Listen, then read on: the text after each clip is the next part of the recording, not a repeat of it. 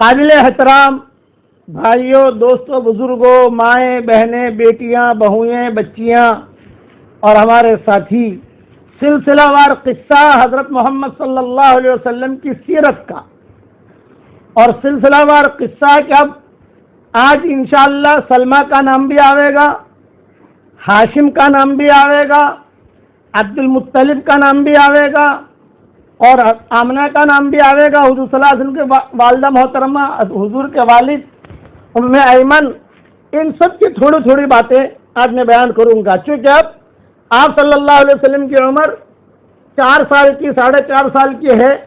اب حضور صلی اللہ علیہ وسلم کا سفر شروع ہو رہا ہے مدینہ منورہ کی طرف بچپن میں، لیکن اس سے پہلے ایک قصہ اور سنا دوں۔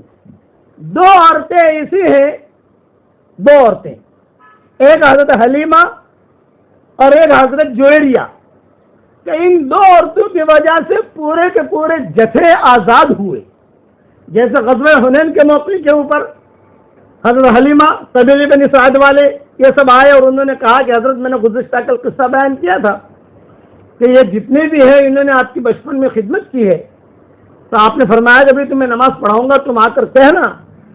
تو انہوں نے بوڑھوں نے بات رکھی تو سب صحابہ نے ان کو آزاد کر دیا۔ یہ فرمایا کہ نبی، ہمارے نبی کی جس نے بچپن میں خدمت کی ہو وہ ہمارے غلام اور باندیا نہیں بن سکتی۔ اسی قسم کا قصہ ہوا حضرت جویریہ کا کہ ان کی وجہ سے بھی جتنے بھی لوگ باندیا غلام بن کے ان کے خاندان کے آئے تھے، ان کے ملک کے آئے تھے، وہ سب آزاد ہوئے۔ وہ قصہ مختصر سن لو۔ غزوہ بنی مستلق، جہاں تک مجھے یاد ہے یہی نام ہے غزوے کا یا کوئی بھی غزوہ، وہاں پر صحابہ اور حضور اکرم صلی اللہ علیہ وسلم جو بھی غالب آ گئے، وہاں سے غلام باندیاں، وہاں کا مال وہ لے آئے۔ ان میں یہ حضرت جویریہ جو تھی یہ شاہزادی تھی، یا کہہ لو امیر زادی تھی، یا کہہ لو بڑے یعنی جو اس قبیلے کا جو سب سے بڑا آدمی تھا اس کی بیٹی تھی۔ یہ بھی مدینہ منورہ آ گئی۔ جب مدینہ منورہ آ گئی تو ان کی تقسیم ہوئی، تو حضرت جویریہ کسی دیہاتی کے حصے میں چلی گئی۔ اب حضرت جویریہ کے حسن و جمال، ان کی خوبصورتی اور شاہی خاندان میں پلی ہوئی لڑکی، اور چلی گئی کسی دیہاتی صحابی کے پاس، چھوٹا سا مکان۔ یہ حضرت جویریہ بڑی پریشان ہوئی کہ اب یہ میرے ساتھ کیا ہوا۔ اچھا باپ تو وہاں تھا، چونکہ باپ بھی یعنی سارے کے سارے ہار گئے تھے، صحابہ جو ہے وہ یعنی اللہ تعالیٰ نے غلبہ دیا تھا۔ تو حضرت جویریہ نے وہ دیہاتی سے کہا کہ بھئی دیکھ، میں تو جو ہے بہت بڑے خاندان کی لڑکی ہوں، اور تو جو ہے آپ کا یہ مجھے ایک کام کرو، میں پیسہ دے دیتی ہوں، تم مجھے آزاد کر دو۔ وہ بڑے میاں ان کو پیسوں کی ضرورت تھی، مجھے لگا ٹھیک ہے، کتنے پیسے؟ اتنے پیسے، اچھا میں پیسے لے کر آتی ہوں۔ اب پیسہ لینے کہاں جائے مدینہ منورہ میں؟ کس کو کہے؟ باپ تو ہے نہیں کہ باپ سے پیسہ مانگے، اپنے گھر کی تو مالدار ہے، لیکن مدینہ منورہ میں کس سے مانگے؟ یہ آ گئی حضور صلی اللہ علیہ وسلم کے پاس۔ حضور صلی اللہ علیہ وسلم حضرت عائشہ کے کمرے میں تھے، دستک دی، پوچھا کون؟ تو زنانہ کوئی عورت کہہ رہی ہے میں ہوں جویریہ۔ تو ظاہر بات ہے کہ بس عائشہ نکلے گی دیکھنے کے لیے۔ حضرت عائشہ نکلی دیکھنے کے لیے تو دیکھا کہ بہت خوبصورت لڑکی، اور بہت ہی اس کے چہرے سے خوبصورتی بھی ٹپک رہی، شرافت بھی ٹپک رہی۔ تو حدیثوں میں یہ بھی آتا ہے کہ ماں عائشہ نے تھوڑا سا یہ سوچا کہ میں کیا کروں، کبھی حضور صلی اللہ علیہ وسلم کی نظر پڑ جائے گی تو حضور سے اپنے نکاح میں لے لیں گے۔ یہ جملہ بھی آتا ہے حدیثوں میں کہ اس لیے میں کیا کروں، سامنے آ گئی ہے۔ تو حضور بار بار پوچھ رہے کون کون؟ تو حضرت عائشہ جو ہے وہ تھوڑا آگے پیچھے یاد فرمایا ابھی کون ہے؟ تو حضور صلی اللہ علیہ وسلم خود نکلے۔ حضور صلی اللہ علیہ وسلم نکل کر حضور نے دیکھا پھر کیوں آئے ہو؟ تو حضرت جویریہ نے کہا کہ حضرت میں تو شہزادی ہوں، رئیس زادی ہوں، مالدار ہوں، اور فلاں کے یہاں میرے غلام یعنی باندی بن کر گئی ہوں، تو میں صرف آپ سے مدد لینے آئی ہوں کہ آپ میرے لیے اتنے پیسوں کا انتظام کر دیں تاکہ میں جو ہے اس کو دے دوں تاکہ میں آزاد ہو جاؤں۔ آپ نے اس وقت کو جواب دیا کہ ابھی کیا خیال ہے تمہارا، میں تمہیں مال بھی دے دوں اور تم کو ہمارے اپنے نکاح میں بھی لے لوں؟ تو حضرت جویریہ نے کہا کہ بہت اچھا، مجھ سے نکاح کر لیجئے۔ چنانچہ حضور صلی اللہ علیہ وسلم کا نکاح ہو گیا حضرت جویریہ کے ساتھ۔ हुजूर ने माल दे दिया, वो उन्होंने माल जो बड़े मियाँ को दे दिया, ये किस्सा खत्म हुआ। लेकिन हजरत जुवेरिया के जो वालिद थे, ये भी बादशाह की शक्ल थी उनकी, वो वहां से निकले बहुत ऊंट लेकर, और ये सोच के निकले कि अब मैं मदीना मुनव्वरा जाकर अपनी बेटी को आज़ाद करा लूँ, बांधी बन के गई है मेरी बेटी जुवेरिया, मैं उसे आज़ाद करा लूँ। तो वहां से निकले, माल भी लेके निकले और ऊँट भी लेके निकले। मदीना मुनव्वरा के जब करीब आए तो उनके दिल में एक बात आई कि यार ये ऊँट तो सारे जो है जैसे है वैसे हैं, लेकिन 10-15 ऊँट जो है ये बहुत अच्छे हैं, इसलिए मैं यहाँ छुपा लेता हूँ, ओहद के करीब में कहीं छुपा लेता हूँ। तो वापसी में जो है, अच्छा ये दूसरे जो कमजोर ऊँट है ये मैं दे दूंगा, बेटी को ले आऊंगा, और ये जो है मैं अच्छे ऊँट छुपा दूंगा, और वापसी में जाते हुए अच्छे ऊँट भी ले जाऊंगा। ये उनके दिल में बात आई। तो उन्होंने जो है वहाँ अपने ऊँट वगैरह सारे के सारे जो अच्छे थे वो छुपा दिए, और उनके साथ गुलाम भी थे, सबको कहा इसको संभालो, मैं जो है बेटी को छुड़ा के लेके आता हूँ। और मदीना मुनव्वरा में आए, हुजूर सल्लल्लाहु अलैहि वसल्लम के, हुजूर के पास तो नहीं आए, ये देखने लगे मेरी बेटी जुवेरिया कहाँ है।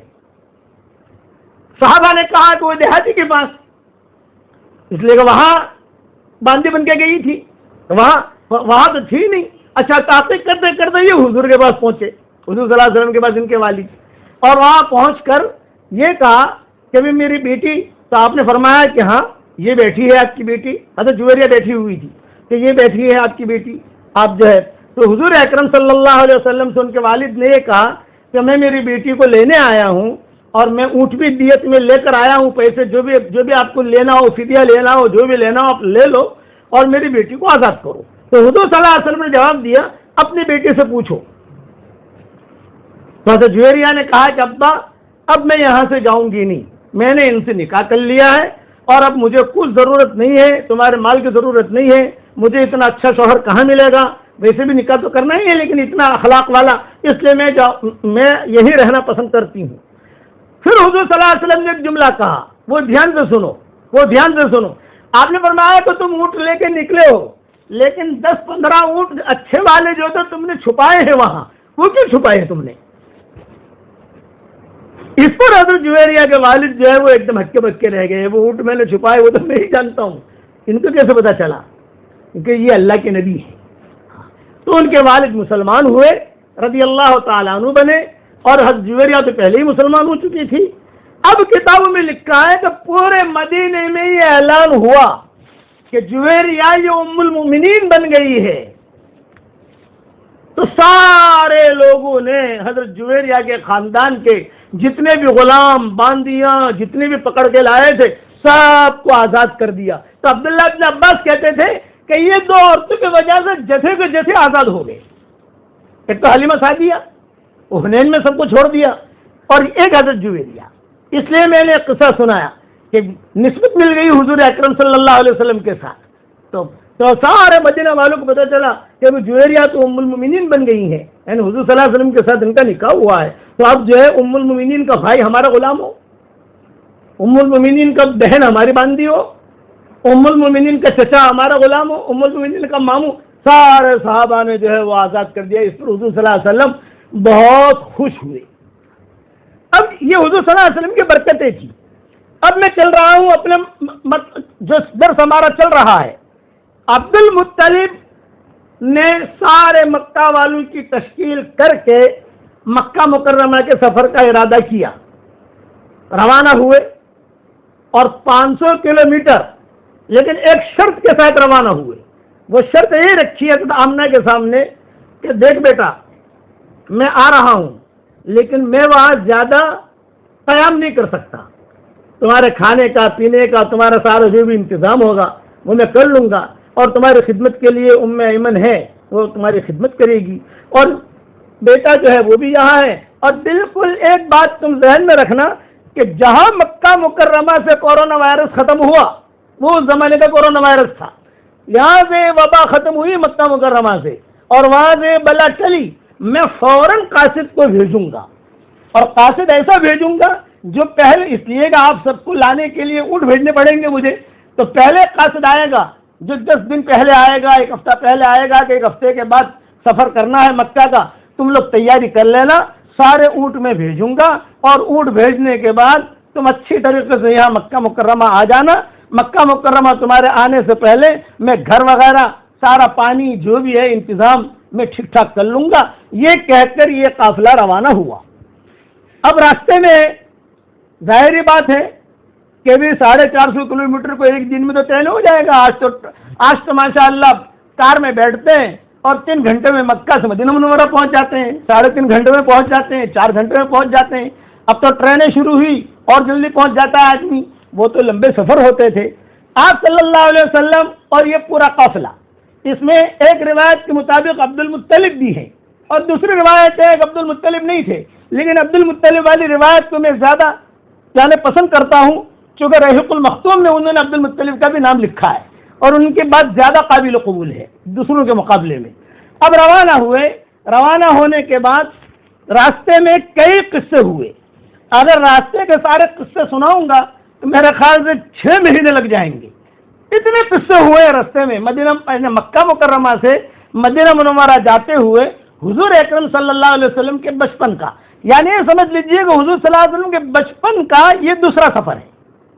पहला सफर हुआ था इसका, वहां ले गए, ये दूसरा सफर हुआ मदीना मुनव्वरा का कि भाई यहाँ वबा फैली हुई है। रास्ते में जिन्नातों के भी किस्से हुए, रास्ते में शेरों के किस्से हुए, क्योंकि मक्का मुकर्रमा और मदीना मुनव्वरा के दरमियान शेर बहुत रहते थे, और रास्ते में सांपों के किस्से हुए, सांप भी बहुत रहते थे, और सब यानी वीरान ये पड़ी हुई थी ये जगहें। इसीलिए एक्का दुक्का आदमी मक्का और मदीना के दरमियान सफर नहीं करते थे उस वक्त में, पूरा जथा लेके चलते थे, 50 आदमी, 100 आदमी, 60 आदमी, इसलिए ताकि क्या है कि खुदा ना खास्ता कोई मामला हो एक दूसरे की मदद कर सकें। लेकिन मुअर्रिखीन ने, जो भी सीरत वाले हैं, उन्होंने एक बात को बहुत उजागर किया है कि जहां पर भी ठहर जाते किसी जगह पर भी आराम के लिए, तो हुजूर सल्लल्लाहु अलैहि वसल्लम फौरन भागना शुरू कर देते, दौड़ते, कभी यहाँ जाते, कभी यहाँ जाते, कभी यहाँ जाते। तो फिर फौरन जब उनके लिए उस जमाने में तरकीब ये होती थी कि भी किसी तरीके से ये बच्चा कहीं आगे न चला जाए। जैसे कभी पहाड़ पर चढ़ गए, अब वहां खुदा न कहता कोई जहरीला जानवर है, तो अब्दुल मुत्तलिब तो बूढ़े हो चुके थे, लेकिन ये अब्दुल मुत्तलिब बहुत फिक्र में रहते थे कि भाई मुझे डर लग रहा है इस बच्चे के ऊपर। क्या तो उम्मे ऐमन जो है ये संभालती थी हुजूर सल्लल्लाहु अलैहि वसल्लम को, लेकिन हुजूर जो उम्मे ऐमन के हाथ में रहते नहीं थे। जैसे कहा कि भी आमना तो आमना कुछ काम कर रही है, घरेलू काम जो भी है, लेकिन वो उम्मे ऐमन हुजूर जो है फौरन एकदम से गुस्से में या नाराज होकर ऐसे ही फौरन अपनी माँ के पास आ जाते थे। होते होते अल्लाह के करम से अब ये काफिला मदीना मुनव्वरा पहुंचा। अब जब मदीना, मैंने बीच के सारे किस्से छोड़ दिए हैं, उलमा ने तकरीबन 25 से 30 किस्से लिखे हैं जो बीच में हुए हैं हुजूर के बचपन के ज़माने के।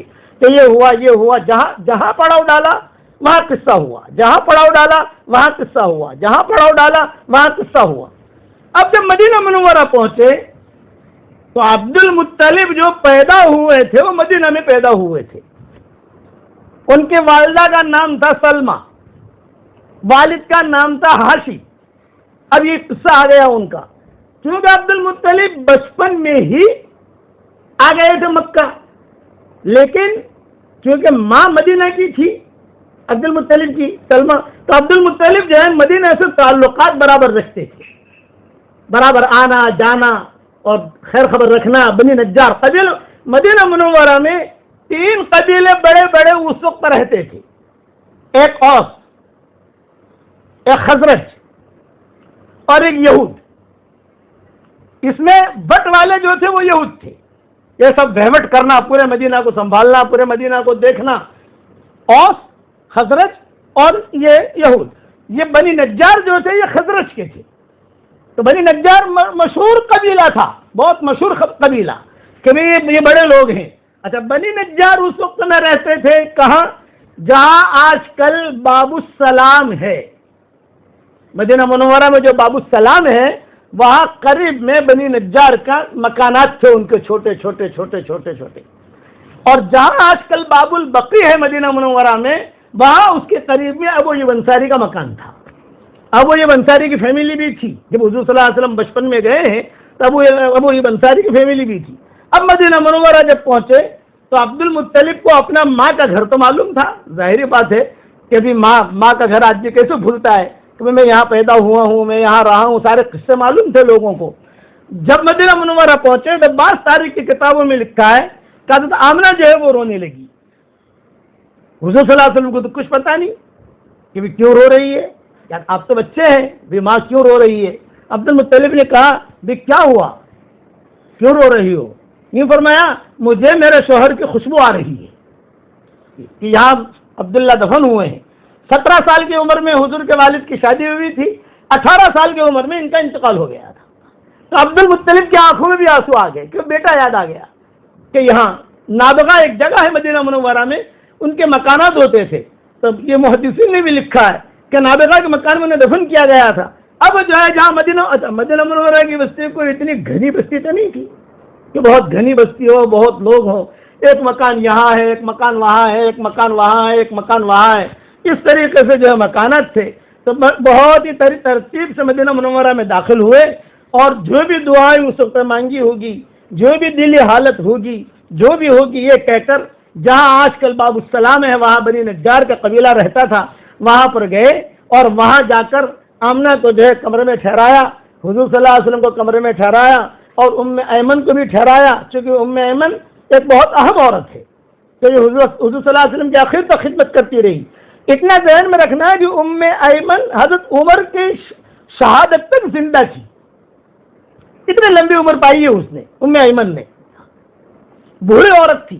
جب حضور صلی اللہ علیہ وسلم کا انتقال ہو گیا تو ام ایمن بہت روئی، زور زور سے۔ ابو بکر عمر آئے سمجھانے کے لیے، تم کیوں رو رہی ہو، یہ تو موت و حیات اللہ کے ہاتھ میں۔ تو ام ایمن نے جواب دیا، میں حضور کے انتقال پر نہیں رو رہی ہوں۔ اچھا تو پھر کیوں رو رہی ہو؟ میں اس لیے رو رہی ہوں کہ آسمان سے جو تازہ خبریں آتی تھی وہ دروازہ بند ہو گیا، اچھی باتیں آسمانوں سے آتی تھی، ہم سنتے تھے، وہ دروازہ بند ہو گیا۔ پھر ابو بکر کا انتقال ہوا، اتنی نہیں روئی۔ حضرت عمر کا انتقال ہوا تو ام ایمن اسی طریقے سے روئی جیسے حضور کے انتقال پر روئی تھی، زور سے۔ پوری مسجد میں جو اس کی آواز جاتی تھی، ام ایمن کی بوڑھی عورت تھی، حبشن تھی، جب بہت روئی تو صحابہ نے آ کر کہا کہ اب کیوں رو رہی، حضور کے وقت تو روئی تھی تم، یا عمر کی شہادت پر؟ تو ام ایمن نے جواب دیا، سوچ دیکھو، کہ ام ایمن کی سوچ کیا تھی؟ سوچ یہ کہا، میں عمر کی شہادت پر نہیں رو رہی ہوں، میں تو اس لیے رو رہی ہوں کہ اب اسلام کمزور ہو گیا، کہ عمر کے مرتے ہی ہم کمزور ہو گئے۔ وہ ذرا تھا، دبنگ تھا، مدینہ منورہ میں ساری قومیں جو ہے ڈرتی تھی اس سے اور اپنا کام کرتا تھا، آج وہ چلا گیا، اب ہم لوگ کمزور ہو گئے۔ ام ایمن کا انتقال کا قصہ بھی بہت درد بھرا ہے، وہ بھی انشاءاللہ کبھی بیان کروں گا، ابھی تو حضور صلی اللہ علیہ وسلم کی سیرت بیان کر رہا ہوں میں۔ چنانچہ ہر صحابی ام ایمن کا احترام کرتے تھے، ہر صحابیات، یہاں تک امہات المومنین بھی ام ایمن کا احترام کرتے تھے۔ لمبا جبہ پہن کر جو ہے مسجد نبوی کے باہر بیٹھا کرتی تھی، اور حضور صلی اللہ علیہ وسلم جب کبھی بھی کوئی بھی چیز ہوتی تو حضور صلی اللہ علیہ وسلم اہتمام کے ساتھ کہتے کہ جاؤ۔ حضور صلی اللہ علیہ وسلم مسجد میں مجلس میں بیٹھے رہتے تو حضور صلی اللہ علیہ وسلم کے لیے کچھ لے کر آتی، محمد پی لو، یہ نہیں کہتی کہ پی لیجئے، جیسا ماں بیٹے کو کہتا ہے اس طریقے سے پی لو، آپ فرماتے ہیں مجھے حاجت نہیں ہے، نانا ماں کہہ رہی ہے، تو حضور جو ہے سب کے سامنے پی لیتے۔ ایک مرتبہ حضور صلی اللہ علیہ وسلم نے ان کے بارے میں ایک جملہ کہا جو صحیح حدیثوں میں آتا ہے، یعنی بہت بڑا جملہ ہے جو حضور صلی اللہ علیہ وسلم نے کہا۔ یہ فرمایا، یہ ام ایمن کو دیکھو، کشش کی کوئی بھی چیز اس میں نہیں ہے۔ کشش، عورت میں کشش ہوتی ہے نا، کسی کے بال اچھے ہوتے ہیں، کسی کے گال اچھے ہوتے ہیں، کسی کی آنکھیں اچھی ہوتی ہے، کسی کی گردن اچھی ہوتی ہے، کسی کی ناک اچھی ہوتی ہے، کسی کی ہتھیلیاں اچھی ہوتی ہے۔ یہ فرمایا کہ یہ ام ایمن ہے، اس میں کشش کی کوئی چیز بھی نہیں ہے، لیکن میں نے اس کو جنت میں چلتے پھرتے دیکھا ہے۔ یہ جملہ حضور صلی اللہ علیہ وسلم نے ام ایمن کے بارے میں کہا ہے اور کسی کے بارے میں نہیں کہا، اور کہا مجھے اس سے میری ماں کا پیار ملتا ہے، تو اس نے مجھے ماں کی طرح یعنی بیٹے کی طرح مجھے رکھا، سنبھالا۔ اب روایتوں میں یہ ہے کہ حضور اکرم صلی اللہ علیہ وسلم نے وہاں قیام کیا۔ عبد المطلب نے کہا جب اب میں جا رہا ہوں واپس اپنے جو بھی رشتہ دار تھے عبد المطلب کے، چونکہ سلمہ ان کی والدہ عبد المطلب کی وہاں مدینہ منورہ کی تھی، بتایا کہا کیا انتقال ہوا، انتقال کی ساری کارگزاریاں بتائی، یہ ہوا یہ ہوا یہ ہوا یہ ہوا۔ اچھا نابغہ کہاں ہے؟ ان کا یہاں ہے۔ وہاں پر بھی عبد المطلب گئے، تھوڑی دیر کھڑے رہے. کتابوں میں لکھا ہے کہ حضرت آمنہ کو عبد المطلب نے کہا کہ بیٹا تم مت جاؤ، تم یہی رہو. اور یہیں سے جو ہے ان کے لیے ابھی اسلام تو آیا نہیں تھا، جو بھی تدبیر تھی. فرمایا کہ نہیں میں بھی جاؤں گی. چنانچہ حضور صلی اللہ علیہ وسلم کو لے کر بھی گئی. لیکن میں ایک چیز کی تحقیق کر رہا ہوں، ابھی تک مجھے وہ چیز ملی نہیں ہے. کل پرسوں کتابیں دیکھ کر بتاؤں گا انشاءاللہ کہ حضور کو جو اللہ نے نبوت دی اور مدینہ پورا حضور کے ہاتھ میں آ گیا، یعنی بادشاہ بن گئے مدینہ منورہ کے حضور صلی اللہ علیہ وسلم. تو پھر اپنے والد کے بارے میں کیا کہتے تھے حضور؟ یہ تو سب کو معلوم ہے کہ والد کا انتقال 18 سال کی عمر میں مدینہ منورہ میں ہوا ہے، نابغہ کے مکان میں ٹھہرے دفن کیا گیا ان کو. وہ مجھے ابھی تک کوئی چیز کہیں سے مل نہیں رہی. لیکن یہ میرے دل میں ایک سوال ہے کہ اب حضور صلی اللہ علیہ وسلم نے اس وقت میں کیا کہا اپنے باپ کے بارے میں؟ کیا گئے نہیں گئے، کوئی جملے کہے نہیں کہے، یا اس کا کچھ اہتمام کیا نہیں کیا؟ یہ بات یہ دوسری ترتیب ہے. اب جو عبد المطلب تو آ گئے مکہ مکرمہ، حارث کو بھی ساتھ لے آئے. جہاں مکہ مکرمہ سے کورونا وائرس ختم ہوا الحمدللہ، وہ بلا ٹلی. عبد المطلب نے جو ہے فوراً خبر دی کہ چلو بھی اب یہاں سے بلا ٹلی ہے، یہاں سے جو ہے یہ وبا ختم ہو گئی، آپ لوگ مکہ مکرمہ آؤ. چنانچہ اب اس قافلے نے مکہ مکرمہ کا ارادہ کیا. سارے جتنے لوگ تھے جو پہلے آئے تھے، ابو سفیان کا نام بھی سارے فہرست آتا ہے کہ یہ بھی اس قافلے میں تھے. سارے کے سارے اب مدینہ منورہ سے روانہ ہو رہے ہیں مکہ مکرمہ کی طرف. لیکن مدینہ کے قیام میں حضور اکرم صلی اللہ علیہ وسلم خوب کھیلتے تھے. 4 سال کی عمر تھی، اور اب حضرت آمنہ اس طریقے سے تربیت کر رہی تھی جیسے حضرت حلیمہ نے کی تھی. کپڑے پہنانا، جیسے مثال دے رہا ہوں کہ صاف ستھرا رکھنا، اور اس طریقے سے. اور آپ حضرت آمنہ کے پاس ہی حضور صلی اللہ علیہ وسلم رہتے تھے. اب جب واپس سفر شروع ہوا تو مدینہ منورہ سے کچھ دور پر ایک جگہ ہے مقام ابوا. وہاں پہنچ کر حضرت آمنہ کی طبیعت جو ہے بہت خراب ہوئی، اور کتابوں میں لکھا ہے کہ ایسی خراب ہوئی کہ قافلے والے سوچنے لگے کہ کیا کریں، واپس مدینہ چلیں یا آگے بڑھیں. بھئی ان کی طبیعت خراب ہوئی ہے، کیا کریں؟ بعض تاریخ نگاروں نے یہ بھی لکھا ہے کہ وہاں مدینہ کے قیام میں اپنے شوہر کو بہت یاد کرتی تھی. یہ بچہ یتیم ہو گیا، ابھی بچے کو کون دیکھے گا؟ یہ بچہ آگے چل کے کیا کرے گا؟ یہ تو پتہ نہیں ہے کہ بچہ کیا بننے والا ہے. تو وہ غم لے لیا، غم. اور یہاں مقام ابوا میں آ کر حضرت آمنہ کا جو ہے وہ انتقال ہو گیا. آپ کی عمر 5 سال کی تھی، اکثر مورخین نے لکھا ہے. اب جب انتقال ہوا تو اس زمانے میں دفن کرتے تھے. اب دفن کے لیے قبر کھودی گئی تو کتابوں میں یہ بھی لکھا ہے کہ حضور اکرم سے جب ماں کو لٹانے لگے تو 5 سال کی عمر کا بچہ تھوڑا سمجھتا ہے، تو حضور صلی اللہ علیہ وسلم جو ہے جب آمنہ کو قبر میں رکھا تو حضور صلی اللہ علیہ وسلم بھی کود پڑے، میں بھی میرے ماں کے ساتھ سوؤں گا. تو ایمن نے نکالا، کیونکہ یہ اب اس کی تحویل ایمن کی تحویل میں آ رہے حضور. ایمن نے نکالا. حضور کہتے تھے کہ نہیں، میں بھی یہی سوؤں گا، میں بھی میری ماں کے ساتھ رہوں گا. باپ کا انتقال ہو گیا، اب یہ 5 سال کی عمر ماں کا بھی انتقال ہو گیا، اور وہاں ان کو دفن کر دیا. مکہ مکرمہ میں اطلاع ہو گئی کہ آمنہ آ رہی ہے، محمد آ رہا ہے. تو وہاں پر عبد المطلب برابر حضور صلی اللہ علیہ وسلم کا انتظار کرتے تھے، چونکہ محبت تھی حضور صلی اللہ علیہ وسلم سے. اب یہ قافلہ جب بالکل قریب پہنچا اور تنعیم پر عبد المطلب جب استقبال کے لیے آئے تو عبد المطلب نے دیکھا کہ بھئی آمنہ نہیں ہے اور محمد جو ہے یہ ایمن کے ہاتھ میں ہے. تو حضور عبد المطلب جو بہت ناراض ہوئے ایمن پر کہ تم نے کیوں لے رکھا ہے بیٹے کو، یہ بچے کو تم نے کیوں لے رکھا ہے، آمنہ کہاں ہے؟ تو ایمن جو ہے یہ تو خاموش رہی، لیکن دوسرے جو تھے وہ انہوں نے کہا کہ حضرت آمنہ کا تو انتقال ہو گیا اور وہاں ہم مقام ابوا میں دفن کر کے آئے ہیں. اس پر عبد المطلب کی چیخیں نکل گئی اور سیدھا حضور کو جو اپنے گود میں لے لیا اور لے کر عبد المطلب نے پورے گھر کا انتظام کیا تھا. گھر کی صفائی، جو بھی رنگ روگن ہوتا ہے، پانی، کھانا. بعض تاریخ نگار میں لکھا ہے 2 بستریں تیار کیے تھے، ایک بستر آمنہ کا اور ایک بستر حضور کا. یہ بچہ یہاں لیٹے گا، اور ایمن جو تھی وہ قریب میں رہتی تھی، وہ باندھی تھی. تو عبد المطلب نے ان کے لیے بھی انتظام کیا. تو حضور کو جب عبد المطلب کو جب بھی پتا چلا کہ آمنہ کا انتقال ہو گیا وہ اب جو ہے حضور بہت روئے اور آمنہ سے لے لیا حضور اکرم صلی اللہ علیہ وسلم کو، حالانکہ 5 سال کی عمر ہے، 4.5 سال کی عمر، 4.25 سال کی عمر، بچہ چلتا بھی ہے، لیکن عبد المطلب نے کہا کہ نہیں، ابھی بچہ مجھے دے دو آپ۔ چنانچہ عبد المطلب نے اپنے سینے سے لگایا، مکہ مکرمہ پہنچے۔ اب مکہ مکرمہ کہاں لے کر جائیں؟ جو مکان تیار کیا تھا وہ مکان والی تو ہے نہیں، تو عبد المطلب جو ہے وہ مکان کے پاس کھڑے رہ کر کافی دیر تک روتے رہے کہ یہ مکان اب خالی ہو گیا، کہ بیٹا بھی نہیں میرا، بیٹا بھی چلا گیا، یہ بہو بھی چلی گئی، اور یہ بچہ جو ہے یہ تو سیدھے پہلے وہاں جا کر اپنے مکان کے بعد جو مکان تیار کیا تھا اس کو دیکھ کر جو عبد المطلب کھڑے کھڑے روتے رہے اور حضور کو لے کر سیدھے حرم میں آئے۔ حرم بھی کعبہ آسان نہیں تھا، وہاں سے چمٹا کر جو ہے دعا کرتے رہے عبد المطلب، اور پھر عبد المطلب نے کہا کہ چلو اب حمزہ اور عبداللہ دونوں ساتھ رہیں گے۔ عبد المطلب کا بیٹا حمزہ بھی تھے نا، کہ اب حمزہ اور عبداللہ، اب حمزہ اور محمد دونوں ساتھ رہیں گے۔ اپنے گھر میں وہاں قیام کروایا۔ بقیہ تفصیل کل پوری کروں گا انشاءاللہ۔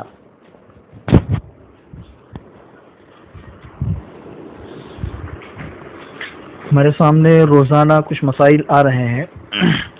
آج سے آپ لوگوں کے سامنے اعتکاف کے مسائل شروع کر رہا ہوں میں، اس لیے کہ کچھ ہی دنوں کے بعد اعتکاف کے دن شروع ہونے والے ہیں، اخیری عاشرہ، اور اخیری عاشرے میں اعتکاف کی بہت فضیلت ہے، اس لیے سوچا کہ اس سے متعلق کچھ بنیادی مسائل ہمارے سامنے آ جائے۔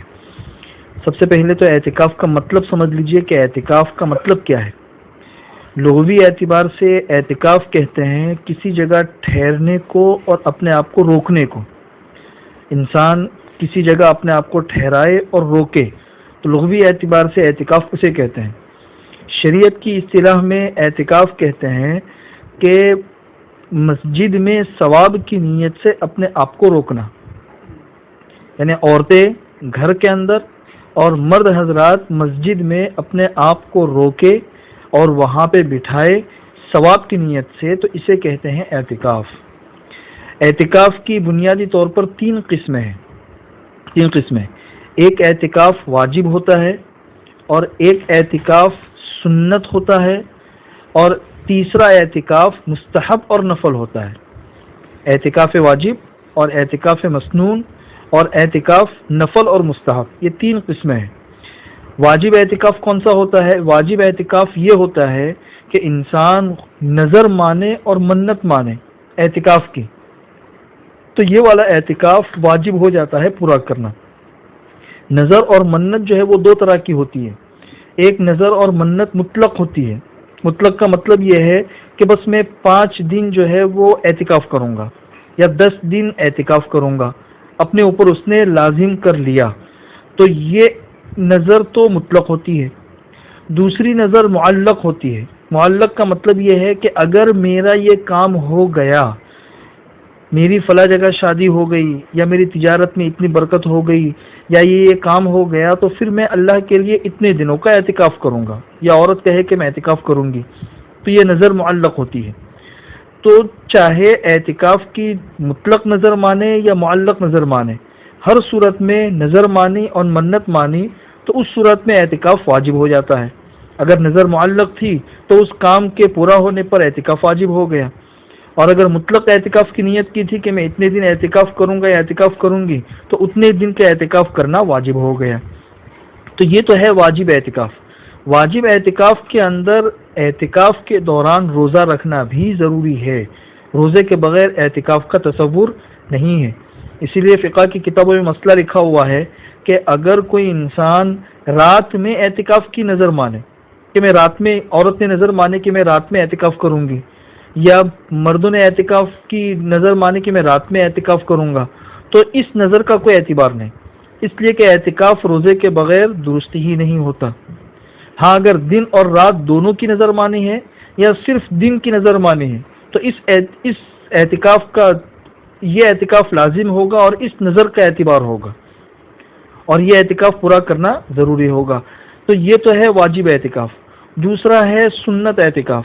سنت اعتکاف کسے کہتے ہیں؟ رمضان کے آخری عشرے میں 21ویں شب سے، غروب شمس سے پہلے مسجد میں مردوں کا اور گھروں میں عورتوں کا اعتکاف کرنا، یہ ہے سنت مؤکدہ علی الکفایہ۔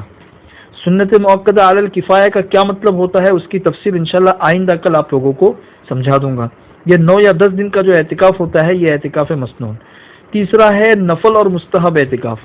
نفل اور مستحب اعتکاف کے لیے کوئی خاص وقت کی تحدید نہیں ہے کہ 1 دن کا ہو، 10 دن کا ہو، 5 دن کا ہو، کتنے گھنٹے کا ہو، یہ کوئی ضروری نہیں ہے۔ انسان مسجد میں جاتا ہے، جب تک مسجد میں رہے اعتکاف کی نیت کر لے وہ اعتکاف ہو گیا۔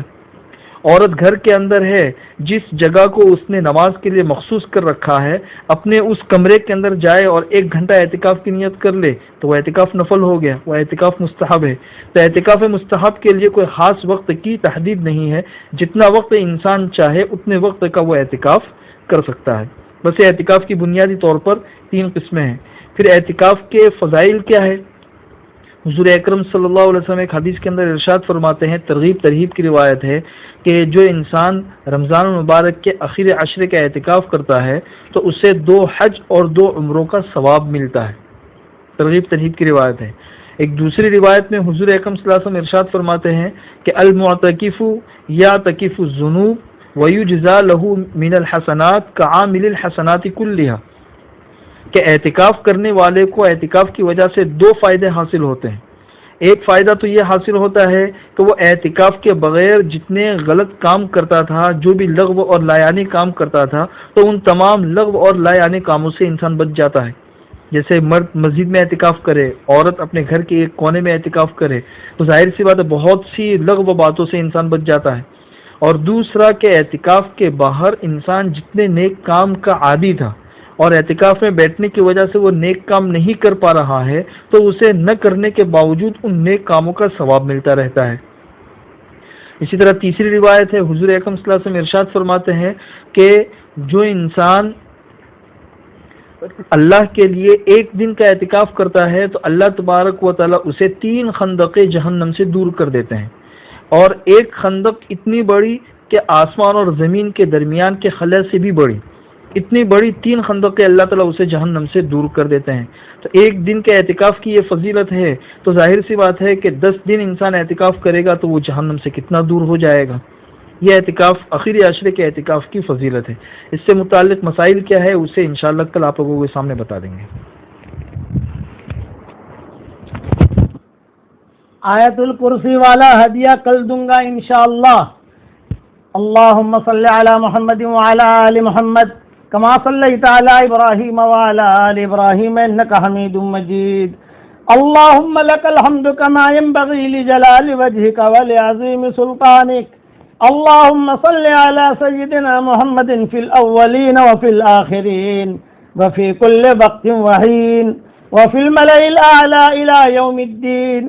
اللہم ارزقنا شفاعتہ وأوردنا حوضه ولا تحرمنا زيارة مسجده واسقنا من يده الشريفة شربة هنيئة مريئة لا نظمأ بعدها أبدا۔ اللهم احشرنا تحت لوائه، اللهم احشرنا تحت لوائه، اللهم كما آمنا به ولم نره فلا تفرق بيننا وبينه حتى تدخلنا مدخله۔ بسم اللہ نرقی انفسنا من کل ما یؤذی من کل حاسد، بسم اللہ شفاؤنا، بسم اللہ شفاؤنا، بسم اللہ شفاؤنا، بسم اللہ دواؤنا، بسم اللہ دواؤنا، بسم اللہ دواؤنا۔ اذهب الباس انت اشفع انت الشافی وعافنا انت المعافی، یا کافی یا وافی، یا کافی یا وافی، یا کافی یا وافی، یا حمید یا مجید۔ ارفع عنا البلاء والوباء، ارفع عنا البلاء والوباء، ارفع عنا كل تعب شديد وادفع عنا المرض الشديد، وادفع عنا المرض الشديد، واجعل لنا صبرا على كل بلاء ويقينا بكل قضاء حتى نوقن أنه لن يصيبنا إلا ما كتبت لنا۔ اللهم اجعل لنا يا ربنا نورا من نورك وعزا من عزك ونصرا من نصرك وبهاء من بهائك وعطاء من عطائك وتأييدا من تأييدك یا ذا الجلال والاکرام یا ذا الجلال والاکرام والعطاء العظام سبحان اللہ العظیم وبحمدہ لا حول ولا قوة الا باللہ العلی العظیم اللہم اجمع لنا خیر الدارین وادفع عنا كل سوء وبلیۃ وحزن واقض حاجاتنا واحفظنا من الفضيحتين الفقر والدين واحفظنا من الفضيحتين الفقر والدين اللهم احفظنا من الفضيحتين الفقر والدين سبحان الله وبحمده سبحان الله العظيم اللهم يا حي يا قيوم احيي القلوب واصلح لنا الاعمال في الدنيا في الدين والدنيا یا واحد یا احد یا فرد یا صمد یا من رفع السماء بلا عمد سبحانك اوجدتنا من العدم فنسألك ان تجعل ايامنا مباركة علينا اجعلنا فيها ممن قبلت اعمالهم وغفرت لهم ذلاتهم وآثامهم اللهم انا نسألك من خير ما سألك منه عبدك ونبيك سيدنا محمد صلى الله عليه وسلم ونعوذ بك من شر ما استعاذك منه عبدك ونبيك سيدنا محمد صلى الله عليه وسلم أنت المستعان وعليك البلاغ ولا حول ولا قوة إلا بالله العلي العظيم اے اللہ ہمارے گناہوں کو معاف فرما، اے اللہ ہماری خطاؤں سے درگزر فرما، اے اللہ آج کی رات بدر کی رات ہے، اے اللہ بدر میں تیرے نبی نے بہت قربانیاں دی ہیں، اے اللہ تیرے نبی نے بچپن سے ہی قربانیاں دی ہیں، اے اللہ مکہ مکرمہ میں پیدا ہوئے، طائف میں وقت گزارا، پھر مدینہ میں کچھ دن گزارے، پھر واپس مکہ مکرمہ آئے، اے اللہ ایسی یتیمی میں زندگی گزاری کہ لوگ کہتے تھے کہ یہ بچہ یتیم ہے، یہ بچہ یتیم ہے، یہ بچہ یتیم ہے، اور کچھ مشرکین مکہ دور دور سے دیکھ کر کہتے تھے کہ اس بچے کے چہرے پر بڑا عجیب نور ہے، لیکن یہ بچہ یتیم ہو گیا کہ باپ بھی چلا گیا، کہ اس کی ماں بھی چلی گئی، لیکن عبد المطلب اپنے سینے سے لگاتے تھے اور ایک جملہ کہتے تھے، تیری برکت سے مجھے مل رہا ہے محمد، تیری برکت سے مجھے مل رہا ہے، اے محمد تیری برکت سے مجھے مل رہا ہے۔ اے اللہ ہوتے ہوتے حضور صلی اللہ علیہ وسلم کو آپ نے نبوت دی، پھر آپ نے قرآن دیا، پھر یہ قرآن ہمارے پاس پہنچا، حضور صلی اللہ علیہ وسلم نے پوری امت کی تربیت کی۔ سب سے پہلے تو ہم آپ سے درخواست کرتے ہیں اس مبارک رات میں تیرے نبی کو ڈھیروں خوشیاں نصیب فرما اور ڈھیروں رحمتیں نازل فرما، ڈھیروں رحمتیں نازل فرما تیرے نبی پر، آسمان اور زمین کا درمیانی حصہ بھر کر تیرے نبی پر رحمتیں نازل فرما، پہاڑوں کے وزنوں کے برابر تیرے نبی پر رحمتیں نازل فرما، سمندروں کے پیمانوں کے برابر تیرے نبی پر رحمتیں نازل فرما، بارش کے قطروں کی تعداد کے برابر تیرے نبی پر رحمتیں نازل فرما۔ آدم علیہ السلام کے زمانے سے لے کر قیامت تک جتنی بارشیں آئیں اور جتنے قطرے ہوں، اے اللہ ان کی تعداد کے برابر تیرے نبی پر رحمتیں نازل فرما۔ آدم علیہ السلام کے زمانے سے لے کر قیامت تک جتنے درخت اگے اور جتنی بلبلیں چہچہائیں اور جتنی قمریاں بولیں اور جتنے دانے اگے ان سب کے برابر تیرے نبی پر رحمت نازل فرما۔ اے اللہ ساتواں آسمان پر جو بہت بہت بہت بڑا سمندر ہے جو تو نے پیدا کیا ہے، اس کے وزن اور اس کے پیمانے کے برابر تیرے نبی پر رحمت نازل فرما۔ تیری کرسی کے برابر تو تیری کرسی کے وزن کے برابر تیرے نبی پر رحمت نازل فرما۔ سب سے زیادہ وزنی چیز اگر تو نے پیدا کی ہے، ہم نے کتابوں میں پڑھا ہے کہ وہ عرش ہے، عرش سے زیادہ کوئی چیز وزنی نہیں، اسی لیے دعاؤں میں آتا ہے سبحان اللہ وبحمدہ عدد خلقہ ورضا نفسہ وزنۃ عرشہ ومداد کلماتہ عدد الشفع والوتر۔ تیرے عرش کے وزن کے برابر تیرے نبی پر رحمت نازل فرما، لوح و قلم کے وزن کے برابر تیرے نبی پر رحمت نازل فرما، طوبہ درخت کے پتوں کی تعداد کے برابر تیرے نبی پر رحمت نازل فرما، سدرۃ المنتہا کے پتوں کے برابر تیرے نبی پر رحمت نازل فرما، جتنے ذرات ہیں ان کے برابر تیرے نبی پر رحمت نازل فرما۔ جتنے دن آوے ان کے برابر تیرے نبی پر رحمت نازل فرما، جب تک چاند اور سورج باقی رہے تیرے نبی پر رحمت نازل فرما، جب تک سوریا ستارہ نکلتا رہے ڈوبتا رہے تیرے نبی پر رحمت نازل فرما، اور جب تک ہوائیں چلتی رہیں تیرے نبی پر رحمت نازل فرما، جب تک یا اللہ سمندروں میں پانی باقی رہے تیرے نبی پر رحمت نازل فرما، اور آخر میں اتنا کہیں گے تیری شان شان تیرے نبی پر رحمت نازل فرما۔ اے اللہ، حضرت محمد صلی اللہ علیہ وسلم نے بہت قربانیاں دی ہے اس امت کے لیے، آج یہ امت پریشان ہے۔ اے اللہ، تیرے نبی کے طفیل سے اور تیرے نبی پر رحمتیں بھیجنے کی برکت سے امت کی اجتماعی اور انفرادی پریشانیوں کو دور فرما دے۔ اے اللہ، یہ بدر کی رات ہے، بالکل نہتے تھے، کمزور تھے، پوری رات رونے میں گزاری ہے بدر میں، اور پوری فجر کی نماز پڑھائی، فجر کی نماز پڑھانے کے بعد پھر دعا کے لیے کھڑے ہو گئے اور ایک جملہ کہا، اللہم ان تہلک ہذہ العصابہ لن تعبد علی الارض ابدا۔ اے اللہ، معمولی جماعت کو لے کر بدر کے میدان میں آیا ہوں، اگر یہ معمولی جماعت ہلاک ہو گئی تو زمین پر تیرا کوئی نام لینے والا نہیں رہے گا۔ جب یہاں پر پہنچے تو صدیق اکبر نے دعا کو چھوڑ دیا اور دعا کو چھوڑ کر حضور کو اپنے سینے سے لگا دیا اور کہا آپ فکر نہ کریں، اللہ کی مدد آ گئی۔ پھر جو ہے قرآن کی آیت نازل ہوئی، استستغیثون ربکم فاستجاب لکم انی ممدکم بألف من الملائکۃ مردفین۔ اے اللہ، اس وقت تو نے مدد کی تھی، اب اس وقت بھی ہم تیری مدد کے محتاج ہیں، پوری انسانیت سے بلاؤں کو دور فرما دے۔ پوری انسانیت پریشان ہے، اپنے کنبے پر رحم کا اور کرم کا معاملہ فرما، اپنے کنبے پر رحم کا کرم کا معاملہ فرما، ہدایت کے فیصلے عام فرما دے۔ اے اللہ، بدرین کی قبروں کو نور سے منور فرما، جن بدرین نے قربانیاں دی تھی اے اللہ ان کی قبروں کو نور سے منور فرما، ان کے درجات کو بلند فرما، کروٹو ہونے آرام نصیب فرما۔ اے اللہ، جو بدر میں شریک ہوئے تیرے نبی نے کہا ہے کہ سب سے اونچے لوگ ہیں، اعملوا ما شئتم، جو چاہے تم کرو، تمہارے گناہ معاف کر دیے گئے ہیں۔ کئی صحابہ کے بارے میں حضور نے فرمایا یہ بدری ہے، اسے چھوڑ دو۔ خالد ابن ولید سے حضور نے کہا تھا خالد تو بدری نہیں ہے، عبد الرحمن ابن عوف بدری ہے، اس لیے ان کا اکرام کرو، یہ حضور صلی اللہ علیہ وسلم نے کہا تھا۔ حضرت عمر اپنے زمانے میں بدر میں شریک ہونے والوں کا بہت احترام کرتے تھے، کہتے تھے بدری آ جاوے میرے پاس، یہ جملہ کہتے تھے، بدرین کہاں ہے وہ آ جاویں، چنانچہ بدرین آتے تھے۔ اے اللہ، آج یہ بدر کی رات ہے، اے اللہ ان راتوں میں تو نے مددیں اتاری ہے، اے اللہ اب بھی ہم آپ کی مدد کے انتظار میں ہیں۔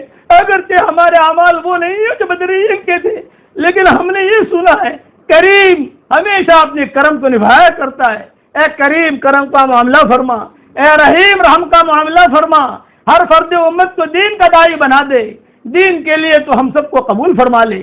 اے اللہ، جس نے ہم مجھ سے دعاؤں کے لیے کہا ہو، دعاؤں کے لیے خطوط میں لکھا ہو، جن کا مجھ پر کسی قسم کا حق اور احسان ہو، یا جو مجھے اپنی دعاؤں میں یاد کرتے رہتے ہوں، یا مائیں بہنیں اپنی دعاؤں میں یاد کرتی رہتی ہوں، یا دعاؤں کے لیے کہنا چاہتے تھے مگر کہہ نہیں سکے، دل ہی دل میں رہ گئی۔ کتنا بڑا مجمع سنتا ہے، دل ہی دل میں ہے، کبھی دعا کے لیے کہیں مگر نہیں کہہ سکتے۔ اے اللہ، ان کی اور ہماری جائز مرادوں کو پوری فرما، ہمارے اس رمضان کو قبول فرما، سر رمضان کو قبول فرما۔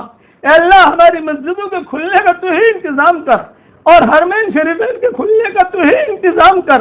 اے اللہ، تیری رحمت کو متوجہ کر۔ اے اللہ، تیرا چاہ لینا کافی ہے، کن فیکون کا تو مالک ہے، تو کہہ دیتا ہے ہو جا، سامنے والی چیز ہو جاتی ہے۔